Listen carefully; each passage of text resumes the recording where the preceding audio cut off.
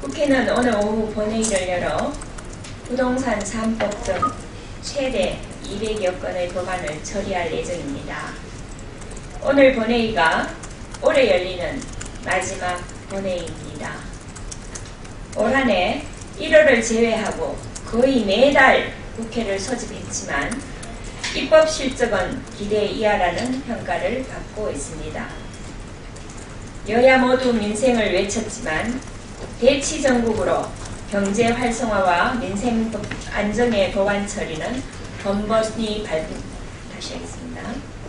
여야 모두 민생을 외쳤지만 대치 전국으로 경제 활성화와 민생 안정의 법안 처리는 번번이 발목이 잡혔습니다. 세월호 사고 이후 국회 입법 기능은 사실상 마비 상태에 빠졌고 민생을 위해 뛰어야 할 정기국회는 상당 시간을 아무것도 하지 못하고 허비하고 말았습니다. 내실 있는 국정감사를 위해 국정감사 분리 실시를 시도했으나 이것도 무산되었습니다. 빠듯한 정기국회 일정을 쪼개어 실시한 국정감사는 무리한 정인 채택 등으로 수박 겉핥기라는 비난을 자초했습니다. 하지만 성과도 있었습니다.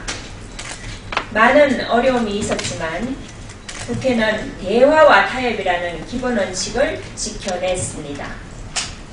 또한 지난해까지 무려 11년 동안 헌법에 명시된 예산안 처리 기한을 지키지 못한 잘못된 관행을 깨고 예산안 처리 기한을 지켜 새 예산안을 여야 합의로 통과시켰습니다. 5월에는 기초연금법을 통과시키고 임시국회 마지막 날에는 일명 송파 세모녀법을 처리했습니다. 얼어붙은 부동산 경기를 살리기 위한 부동산 3법도 오늘 여야 합의로 본회의에서 처리할 예정입니다. 그래도 아직 가야 할 길은 멉니다. 경제 살리기와 민생을 위한 많은 법안들이 논의 테이블에 제대로 한번 오르지도 못하고 새해를 맞이해야 합니다. 다가오는 을미년 새해에는 국회가 국민을 위해 더 노력하고 더 일해야 합니다.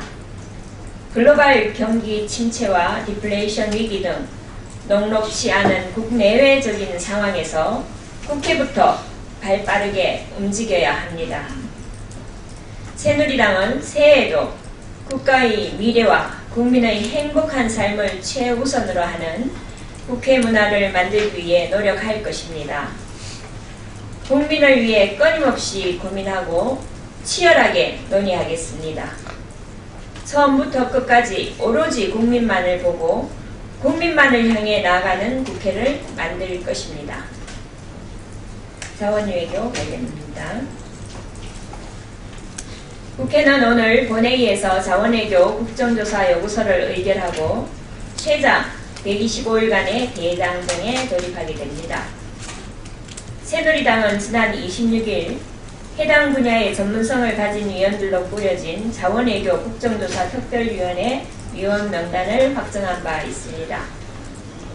보다 심도 있는 논의를 통해 자원외교에 대한 국민적 의구심을 해소하고 제도적 보완을 마련할 수 있도록 최선을 다하기 위함입니다. 자원외교는 해외 자원 의존율이 97%인 자원빈국인 우리나라에겐 선택이 아닌 필수입니다. 특히 자원외교는 긴 호흡을 갖고 성과를 바라봐야 하는 사업인 만큼 이에 대한 평가는 단기간에 이루어질 수가 없습니다. 그런데 야당은 자원외교의 특성을 무시한 채 이를 당리당략적인 정치 공세용 도구로 이용하고 있어 매우 우려스럽습니다. 다시 하겠습니다.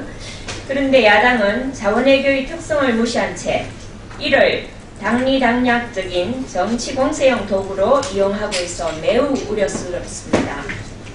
자원외교의 불확실성과 리스크는 특정 정권만의 문제가 아닙니다. 이번 국정조사는 현재 진행 중이거나 이미 종료된 자원외교 중 검토할 필요가 있는 사업에 대한 생산적인 논의여야 합니다. 야당이 제기한 비리 의혹은 검찰과 감사원에서 수사와 감사를 진행 중인 만큼 국회는 자원개발의 성공률을 높이기 위한 대책 마련에 노력하면 될 일입니다. 새누리당은 이번 국정조사를 역대 정부 자원외교의 문제점을 냉철히 판단하고 정책적 대안을 제시하는 정책국조로 만들 것입니다. 야당도 오로지 국익만을 위한다는 자세로 힘을 모아주시기를 부탁드립니다. 한미일 정보 공유 관련입니다. 오늘 오전 정부는 북한 핵과 미사일 위협에 관한 한미일 정보 공유 약정을 체결했습니다. 한미일 국방장관은 지난 5월 싱가포르에서 열린 제13차 아시아 안보회의에서 정보 공유의 필요성을 공감했고 약 7개월의 숙고 끝에 그 결실을 맺었습니다. 북한의 핵과 미사일 위협은 아직도 진행 중입니다.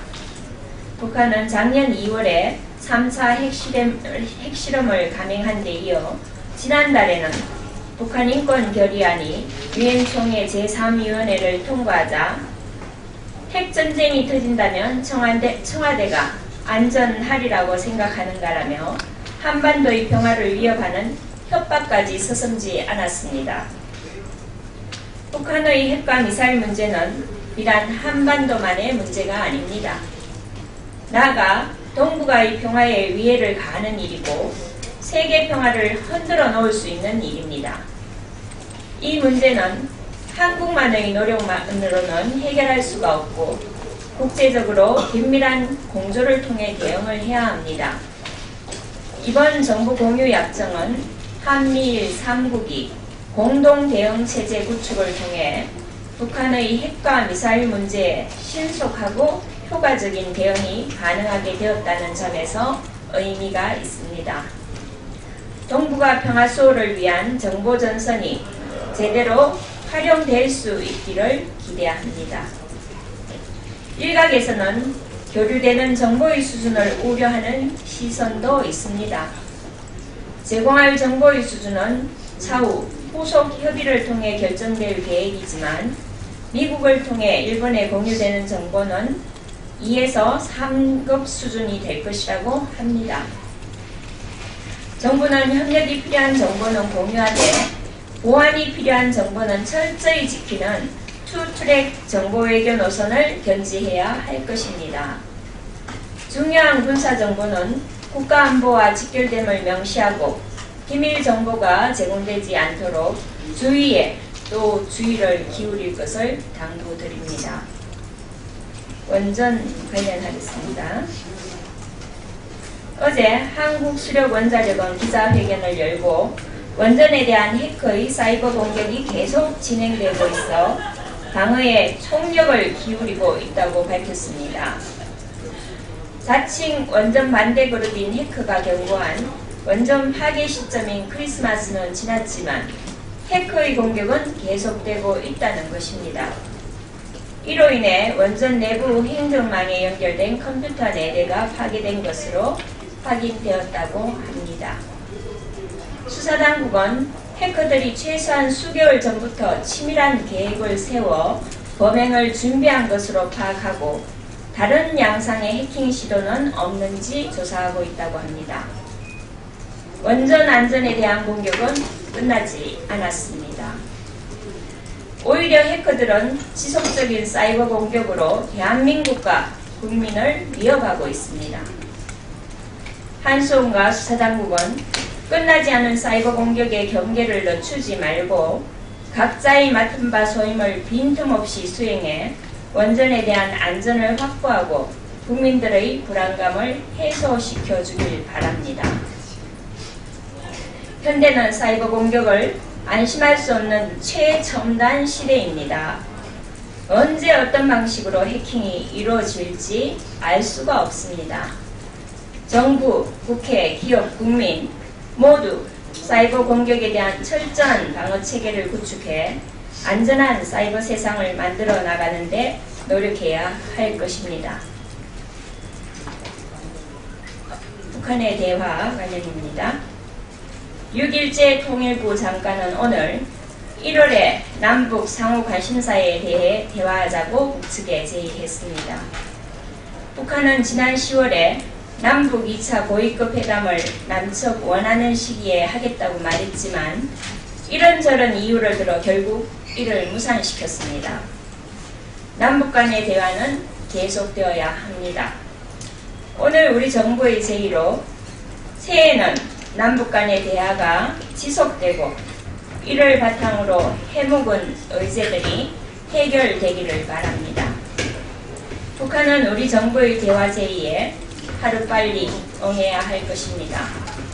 남북 간 문제는 대화로 풀어야 합니다. 감사합니다. 이상입니다.